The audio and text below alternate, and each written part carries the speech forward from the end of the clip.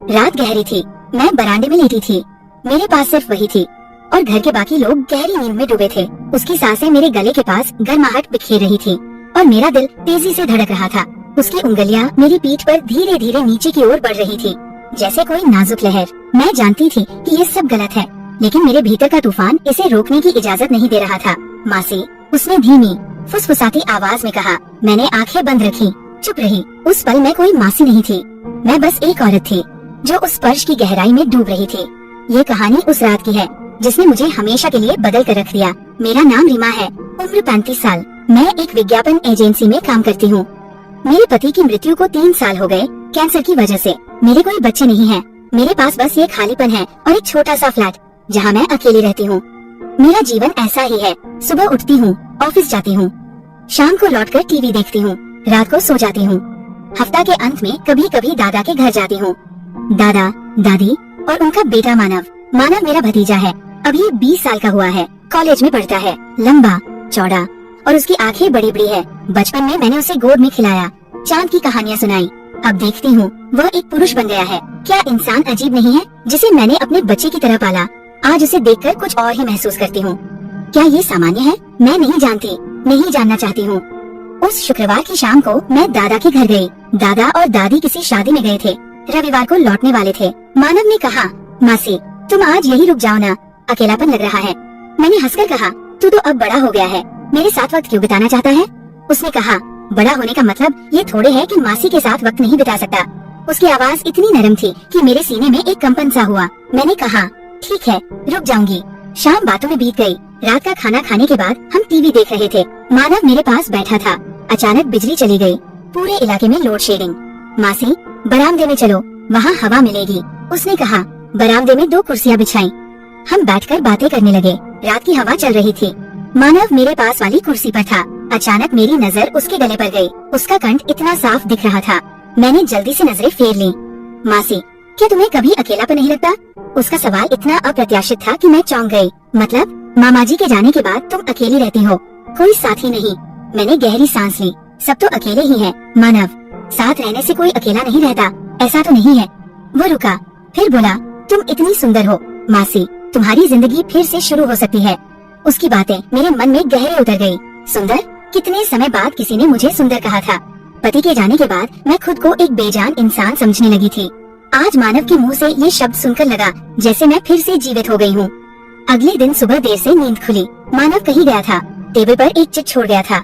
मासी, दोस्तों के साथ गया हूँ, दोपहर को लौटूंगा, तुम्हारे लिए नाश्ता तैयार करके रखा है। मैं मुस्कुराई। कितना बड़ा हो गया है वो, कितना ख्याल रखता है। दोपहर में मानव लौटा, साथ में सामान लाया। आज मैं खाना बनाऊंगा। मासी, तुम आराम करो। क्या बनाएगा? बिरयानी, तुम्हारी पसंदीदा। मैं हैरान थी, उसे कैसे पता कि मुझे बिरयानी पसंद है? मैंने तो कभी बताया नहीं। मैंने देखा जब तुम यहाँ आती थी और बिरयानी होती थी, तुम ज्यादा खाती थी। उसका इतना ख्याल रखना। मेरा गला सूख गया। शाम को रसोई में मानव काम कर रहा था। मैं चाय बनाने गई। उसके पास खड़े होते ही वो अचानक फिसल गया। मैंने उसे जल्दी से पकड़ लिया। एक पल के लिए हम बहुत करीब थे। उसकी सांसें मेरे चेहरे पर लगी। मैंने जल्दी से उसे छोड़ दिया। संभल कर। मानव, थैंक यू मासी, उसने कहा, लेकिन उसकी आंखों में कुछ था, जैसे वह मेरी आंखों में कुछ ढूंढ रहा हो। रात को खाने की मेज पर बिरयानी शानदार थी। वाह, तू तो शेफ बन गया है, सिर्फ तुम्हारे लिए सीखा। मासी, क्यों? क्योंकि तुम अकेली रहती हो, कोई तुम्हारा ख्याल नहीं रखता। मुझे लगता है तुम बहुत ख्याल रखने की हकदार हो। मेरी आंखों में आंसू आ गए। इतने सालों बाद कोई मेरे ख्याल की बात कर रहा था और वह मेरा भतीजा था। रात को टीवी देख रहे थे। मानव मेरे पास सोफे पर बैठा था। एक फिल्म चल रही थी। अचानक एक रोमांटिक सीन आया।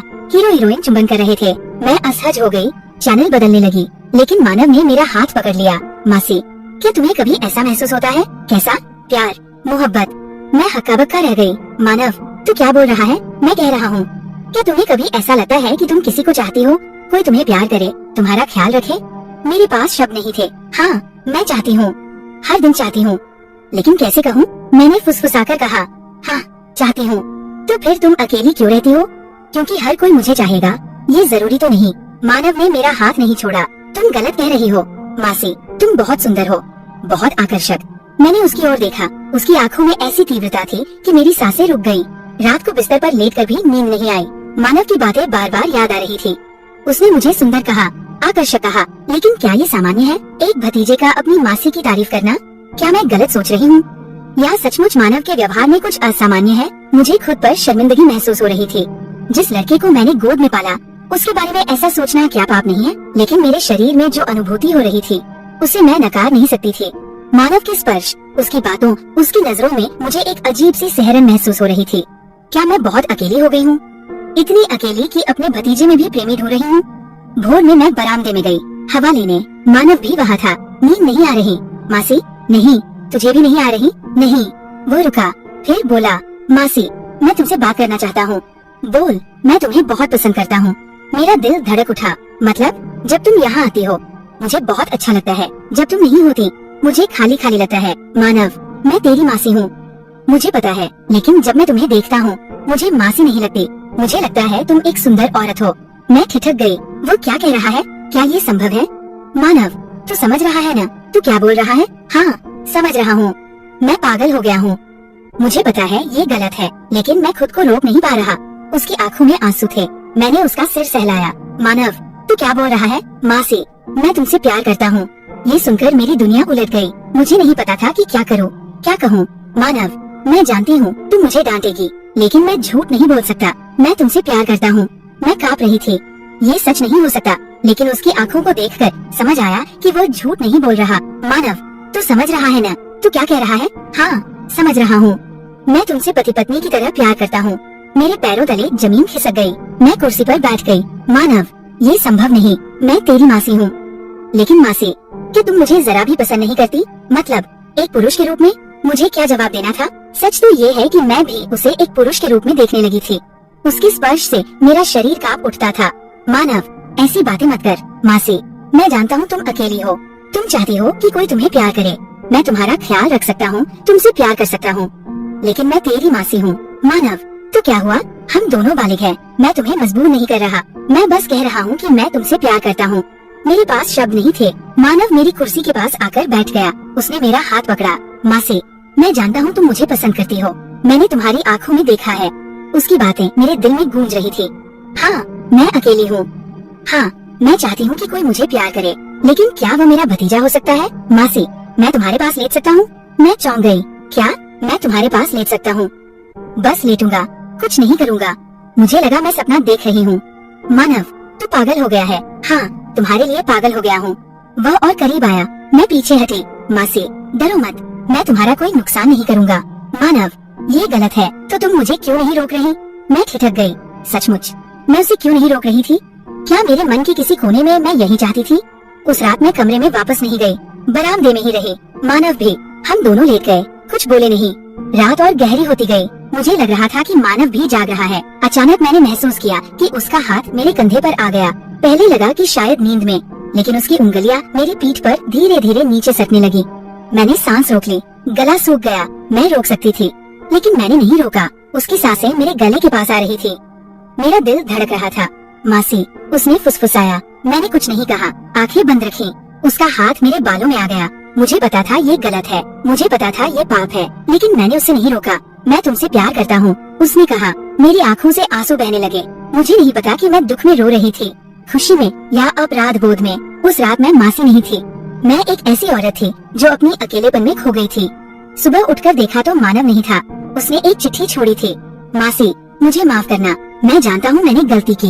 मैं कुछ दिनों के लिए दोस्तों के पास रहूंगा। तुम घर चली जाओ। चिट्ठी पढ़कर मैं रोने लगी। मुझे नहीं पता कि मैं मानव के लिए रो रही थी या अपने लिए। मैं घर लौट आई, लेकिन मेरा मन उसी रात, उस स्पर्श, उस एहसास में अटक गया। मानव ने फोन नहीं किया, न मैंने। दादा और दादी ने मुझे बताया कि मैं वापस आ गई हूँ, लेकिन उन्हें कुछ नहीं पता। 3 हफ्ते बाद दादा का फोन आया। हेमा, क्या तुम्हें पता है मानव ने क्या किया? वो कह रहा है कि विदेश पढ़ने जा रहा है। अचानक ये फैसला क्यों? मेरा दिल टूटने लगा। मानव मेरी वजह से जा रहा है। मैं नहीं जानती थी कि दादा को क्या कहूँ।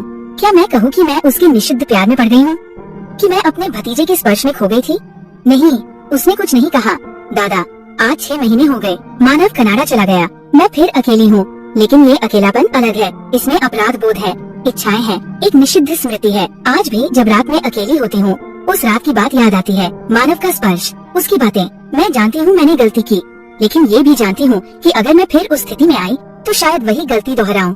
क्या इंसान का दिल इतना जटिल होता है? क्या प्यार इतना निष्पक्ष होता है? मुझे नहीं पता। मैं बस इतना जानती हूँ कि मैं मानव से प्यार करती हूँ और ये प्यार मेरे जीवन का सबसे बड़ा पाप है। कल एक ईमेल आया मानव का, मासी मैं ठीक हूँ, मैं अब भी तुमसे प्यार करता हूँ। मैं जानता हूँ कि हमारा कोई भविष्य नहीं है, लेकिन मैं चाहता हूँ कि तुम जानो कि तुम मेरे जीवन का सबसे महत्वपूर्ण इंसान हो। मैं अगले महीने वापस आ रहा हूँ। मुझे नहीं पता हम क्या करेंगे, लेकिन मैं तुम्हारे बिना नहीं रह सकता। ईमेल पढ़कर मेरे हाथ कांप रहे थे। मानव वापस आ रहा है। मुझे पता है कि मुझे उसे कहना चाहिए कि वो ना आए। मुझे इस रिश्ते को यही खत्म कर देना चाहिए, लेकिन मैं ऐसा नहीं कर पा रही क्योंकि मैं भी उसे चाहती हूँ। मैं भी उससे प्यार करती हूँ। मैं जानती हूँ कि ये पाप है, समाज हमें कभी स्वीकार नहीं करेगा। ये नैतिक रूप से गलत है, लेकिन क्या दिल नैतिकता मानता है? क्या प्यार सामाजिक नियमों को मानता है? मैंने पिछले 6 महीने अकेले बिताए। हर रात मानव की यादों में बीती, हर दिन उसका इंतजार किया। मैंने खुद से 1000 बार सवाल किया, क्या मैं पागल हूँ? क्या मैं एक बीमार औरत हूँ? लेकिन जब मानव की बातें, उस रात का स्पर्श याद आता है तो लगता है कि यही मेरे जीवन का एकमात्र सच है। आज सुबह मैंने मानव को जवाब दिया, मैं भी तुम्हारा इंतजार कर रही हूँ। मानव वापस आ गया। इस बार वो सीधे मेरे फ्लैट पर आया। शाम को दरवाजे की घंटी बजी। दरवाजा खोला तो मानव खड़ा था। उसकी आंखों में वही पुरानी तीव्रता थी, चेहरा थका हुआ लेकिन एक दृढ़ता थी। निशा, मैं आ गया, हमेशा के लिए। मैं उसे अंदर ले आई। हम दोनों चुपचाप बैठे थे, कुछ बोल नहीं पा रहे थे। निशा, मैं जानता हूँ ये गलत है, लेकिन मैं और नहीं सह सकता। मैं तुम्हारे बिना नहीं रह सकता। मानव ने मेरा हाथ पकड़ा। निशा, क्या तुम मुझे चाहती हो? मैं रोने लगी। हाँ, मैं तुम्हें चाहती हूँ, लेकिन क्या ये मुमकिन है? हम कहीं दूर चले जाएं, किसी और शहर में, किसी और देश में, जहाँ कोई हमें न जानता हो। यहाँ तुम मेरी निशा हो, लेकिन कहीं और तुम सिर्फ रीना होगी और मैं मानव, 2 वयस्क जो एक दूसरे से प्यार करते हैं। उसकी बात सुनकर मेरे मन में एक आशा की किरण जगी। क्या ये सचमुच संभव है? क्या हम सचमुच साथ रह सकते हैं? मानव, मुझे डर लग रहा है। मुझे भी डर लग रहा है, लेकिन तुम्हारे बिना जीने से बेहतर है इस डर के साथ तुम्हारे पास रहना। उस रात मानव मेरे फ्लैट में ही रुक गया। हमने कुछ नहीं किया, बस एक दूसरे के पास लेटे रहे। उसकी छाती पर सिर रखकर मैंने सोचा, मैं अपने जीवन की सबसे सुरक्षित जगह पर हूँ। अगले कुछ दिन हमने प्लान बनाया। मानव ने बताया कि उसे कनाडा में नौकरी का ऑफर मिला है। मैं उसके साथ जा सकती हूँ, लेकिन मैं वहाँ क्या करूँगी? तुम एक नई जिंदगी शुरू करोगी, हमारी जिंदगी। मैंने ऑफिस में इस्तीफा दे दिया। कहा, पारिवारिक कारणों से मुझे विदेश जाना है। सबने सोचा शायद मैं दूसरी शादी करने जा रही हूँ। दादा को बताया कि मुझे कनाडा में नौकरी मिली है। दादा खुश हुए, बोले अच्छा है, नई जिंदगी शुरू कर। अगर दादा को पता होता कि मैं किसके साथ नई जिंदगी शुरू करने जा रही हूँ तो क्या कहते? मानव ने कहा कि वहाँ जाकर हम शादी करेंगे, नई पहचान के साथ। हाँ, मैं तुम्हें अपनी पत्नी के रूप में चाहता हूँ। मेरा दिल धड़कने लगा। पत्नी? मैं मानव की पत्नी? लेकिन मैं तुमसे 15 साल बड़ी हूँ। इससे क्या, मैं तुमसे प्यार करता हूँ। उम्र मायने नहीं रखती। मैं 40 की होने वाली हूँ, जल्दी ही 50 की हो जाऊंगी। मानव तब भी जवान होगा। क्या तुम्हें बाद में पछतावा नहीं होगा? कभी नहीं। मैं तुमसे हमेशा प्यार करूंगा। उसकी आंखों में देखकर मुझे यकीन हुआ, हाँ, वो मुझसे प्यार करेगा। हमारी फ्लाइट परसों है। आज आखिरी बार दादा के घर गई। मानव नहीं था। उसने कहा कि वो अलग से जाएगा। हम एयरपोर्ट पर मिलेंगे। दादा और दादी ने मुझे ढेर सारा आशीर्वाद दिया। वे रो रहे थे, रीना, सुखी रहना, नई जिंदगी में खुश रह।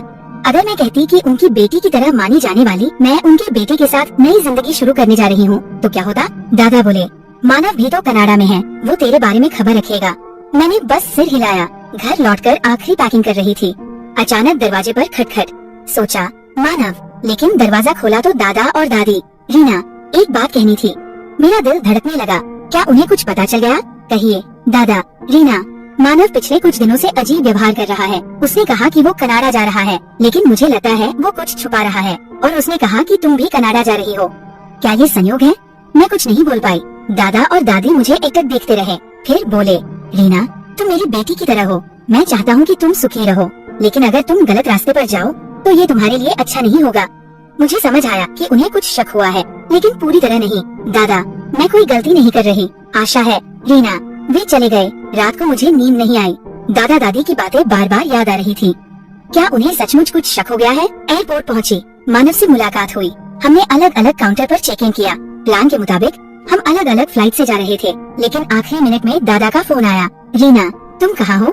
एयरपोर्ट पर। रुक, मैं आ रहा हूँ। क्यों दादा? मैंने मानव से बात की, उसने सब बता दिया। मेरा दिल बैठ गया। मानव ने सब बता दिया। दादा, तू कुछ मत बोल, मैं आ रहा हूँ। फोन कट गया। मैंने मानव की तरफ देखा। उसने समझा कि कुछ गड़बड़ है। क्या हुआ? मासी, तूने अपने पापा को सब बता दिया? मैंने कुछ नहीं बताया। फिर दादा ने क्यों कहा कि तूने सब बता दिया? आधे घंटे बाद दादा और दादी आए। उनका चेहरा गुस्से से तमतमाया हुआ था। रीमा, इधर आ। मैं और मानव उनके पास गए। दादा बोले, मानव, तूने मुझे सब बताया। अब मैं रीमा के मुंह से सुनना चाहता हूँ। मैंने मानव की तरफ देखा। उसने नजरें झुका ली। दादा, तू मेरे बेटे के साथ भागने जा रही थी? मैं कुछ नहीं बोल पाई।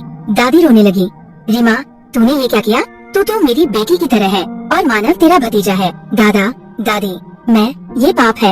रीमा, पाप। दादा बोले, रीमा, तू घर चल। और मानव, ये सब बकवास बंद कर। लेकिन दादा, कोई लेकिन वेकिन नहीं। तुम दोनों पागल हो गए हो। मैंने मानव की तरफ देखा, उसने मेरी तरफ।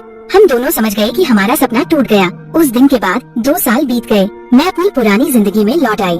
वही ऑफिस, वही फ्लैट, वही अकेलापन। मानव सचमुच का नारा चला गया। उसने कोई संपर्क नहीं रखा। दादा दादी मुझसे बात करते हैं, लेकिन पहले जैसा नहीं। उन्होंने मुझे माफ कर दिया, लेकिन भूल नहीं पाए। मैं हर दिन खुद से सवाल करती हूँ, क्या मैंने गलती की? क्या मुझे पछतावा है?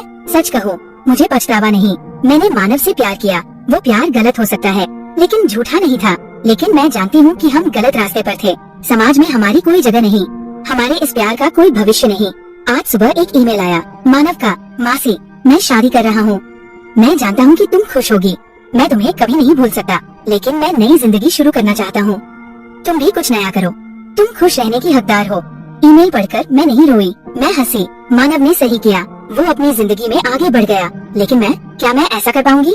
मुझे नहीं पता। मैं बस इतना जानती हूँ कि वो रात मेरे जीवन की सबसे खूबसूरत याद है। वो निषिद्ध स्पर्श, वो निषिद्ध प्यार मेरे दिल में हमेशा रहेगा।